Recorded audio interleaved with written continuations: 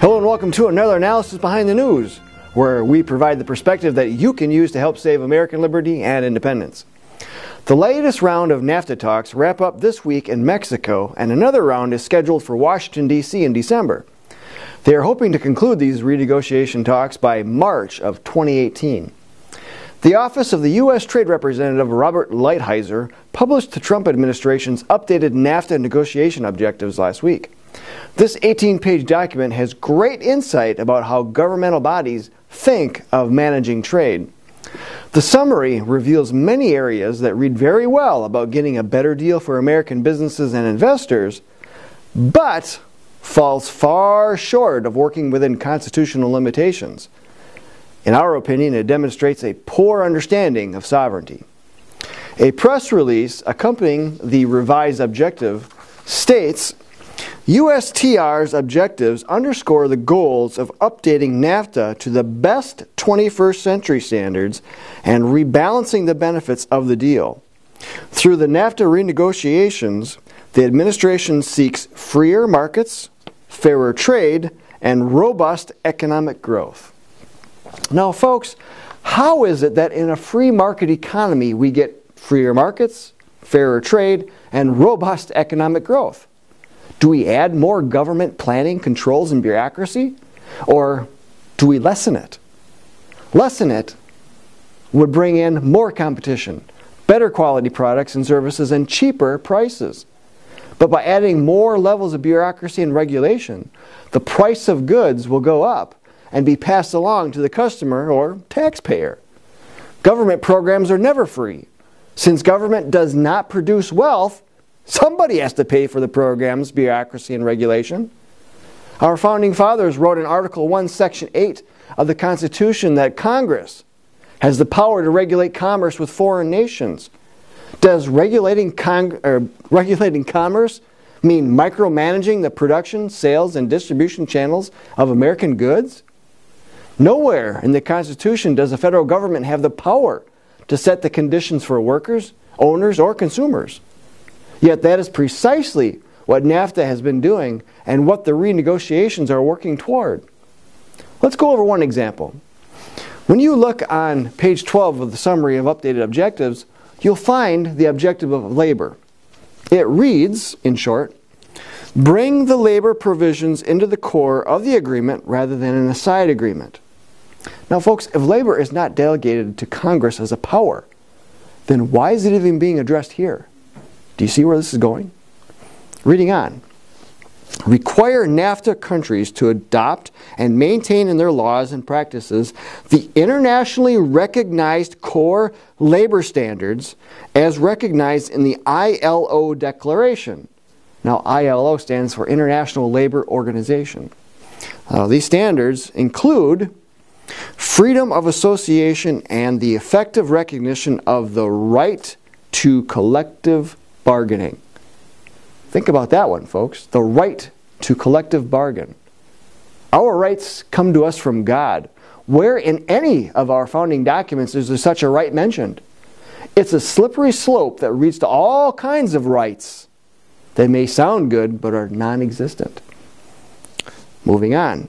Elimination of all forms of forced or compulsory labor, effective abolition of child labor and a prohibition on the worst forms of child labor, and elimination of discrimination in respect of employment and occupation.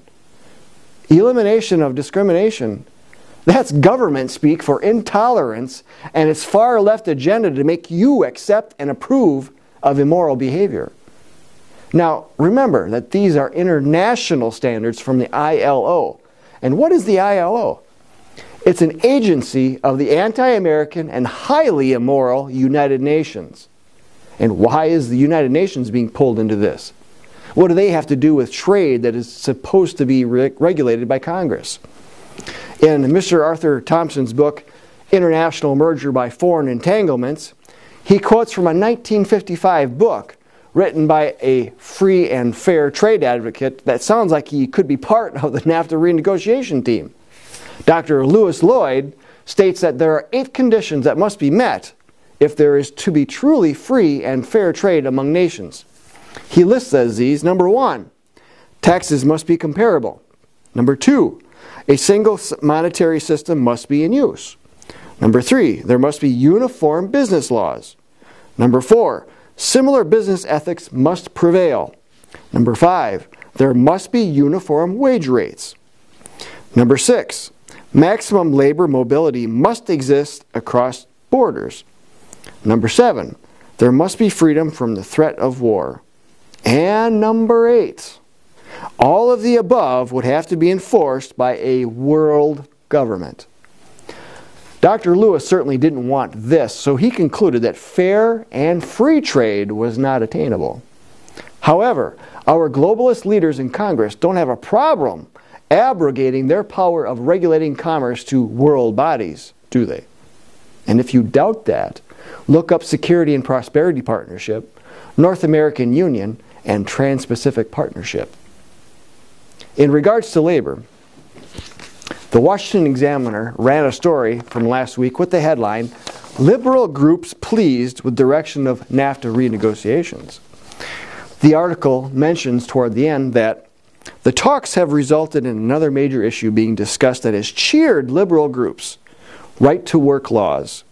Canada has used the talks to demand that the U.S. revoke its state's ability to have laws that prohibit workers from being forced to join or otherwise support a union as a condition of, and they say unemployment, I believe they made a mistake, it should be employment, as a condition of employment. Unions hate the laws, which have been adopted in 27 states, or 28 states, whichever you're looking at, and are associated with membership losses and depleted treasuries. Canada, which does not allow the laws, has argued that they give the U.S. an unfair advantage in attracting business. The Trump administration is resisting the proposal, putting it at odds with unions on the issue. My understanding is that it is still on the table and that Canada has not backed down, said Celeste Drake, who's a trade policy specialist with the AFL-CIO, the nation's largest labor federation. We think it raises the question of what it means to have a level playing field. Now, folks, if Congress is concerned about wages in other countries, then what it needs to do is place tariffs on products coming in from those countries.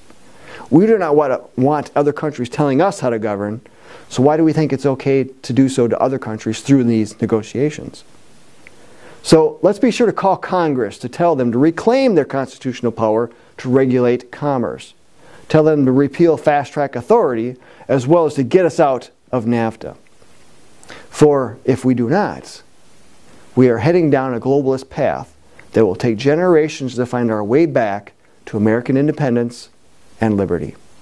So call President Trump and Congress today. Then head over to jbs.org/NAFTA to follow up with an email and sign up for our e-alerts. URLs are in the description of this video. And if you like what we do, then be sure to share this video and subscribe to our YouTube channel. Until next time, we'll see you then. If you enjoyed this video, make sure to subscribe. Click here to watch more videos, and click here to visit our site.